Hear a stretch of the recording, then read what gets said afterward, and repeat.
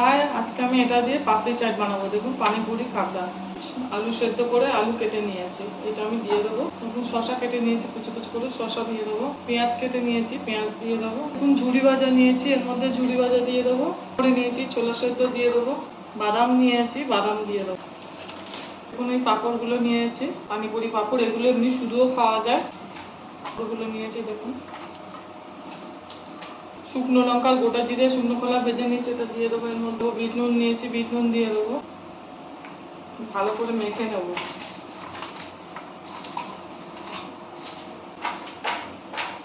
দেখুন দেখুন কাঁচা লঙ্কা নিয়েছি, কাঁচা লঙ্কা দিয়ে দেবো। পাপড়ি চাটটা আমার বানানো হয়ে গেছে।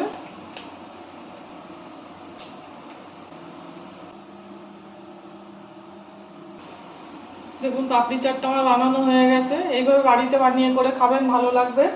আর আমার চ্যানেলটা লাইক, সাবস্ক্রাইব আর শেয়ার করে দেবেন। বিকালে নাস্তা হিসেবে খুব ভালো লাগবে।